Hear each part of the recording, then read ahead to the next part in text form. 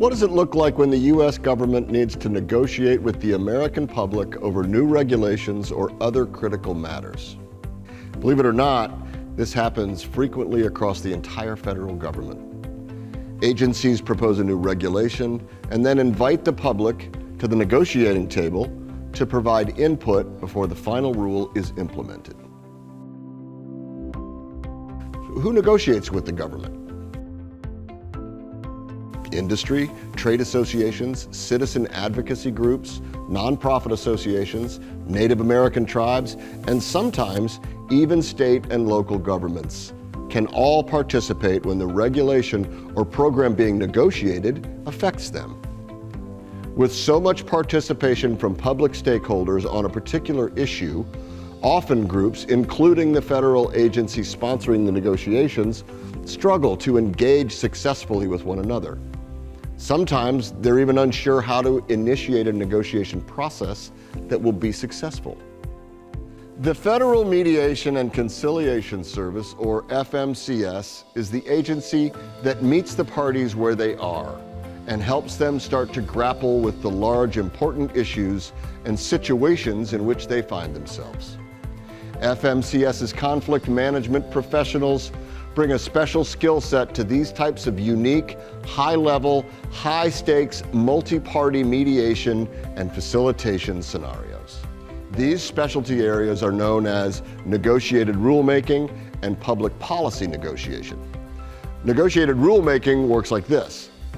Congress passes a law, and a government agency related to the issue is responsible for writing the rules to implement the new law. Think LED light bulbs as the nationwide standard and the U.S. Department of Energy.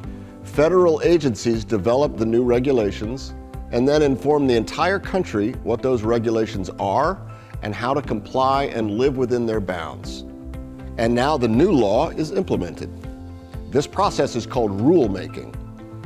During past decades, the rule-writing agency found themselves operating in somewhat of a vacuum, often accused of operating outside the bounds of the law, and very often ending up on the other end of lawsuits. During the 1980s, the government started to experiment with inviting stakeholder groups' input and involvement in language development that would appear in the final regulation. Thus, negotiated rulemaking was born.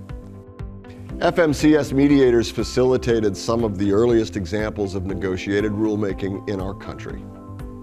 This new negotiated style of rulemaking proved so successful that in 1990, Congress passed the Negotiated Rulemaking Act to enable any federal agency to practice negotiated rulemaking. It also gave statutory authority to FMCS to engage in this work and provide negotiated rulemaking facilitation services to any agency engaging in the process. The most important feature of this process is public transparency. Negotiated rulemaking occurs in full sunlight, with public comment periods, complete transcripts of stakeholders' input, and eventual publication in the Federal Register. Public policy negotiation is a much bigger umbrella than negotiated rulemaking. While most negotiated rulemaking processes share similar features and structure, public policy negotiations can vary widely and may or may not be connected to Congress passing a new law. It can be individual states at odds over something and the stakeholders have no idea how to get started. Sometimes the impetus to get to the table has to be created. The desire to even come together and build the negotiation process has to be generated by something, and sometimes FMCS is uniquely able to do just that. In one example, an industry knows an issue exists and knows that something needs to happen, but they don't know what that something is. They do know people need to come together and talk, explore ideas, and look at an issue.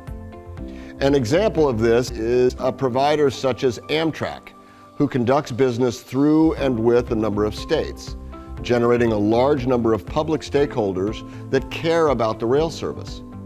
If an issue comes up and FMCS is retained, mediators conduct a thorough assessment to determine whether a negotiation process will meet the stakeholders' needs.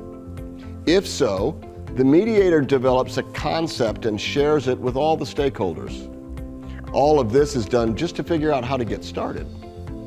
Following the initial assessment, FMCS conducts more specific negotiation process design and later facilitation of the entire process.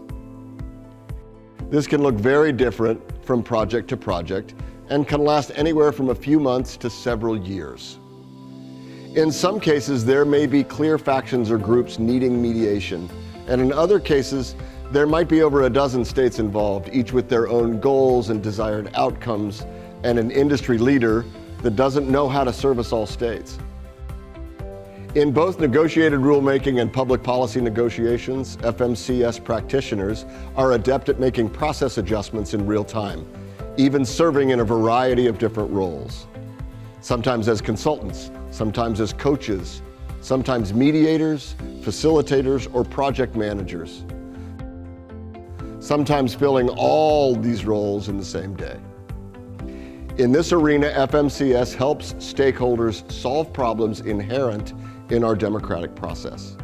It achieves big things and helps governments and stakeholders work better together through the use of creative deal-making that helps untangle some of the knottiest problems that face our country today. And while we might not always be aware of it, this work is some of the most important work done in the country and demonstrates how our government is serving and working for the American people.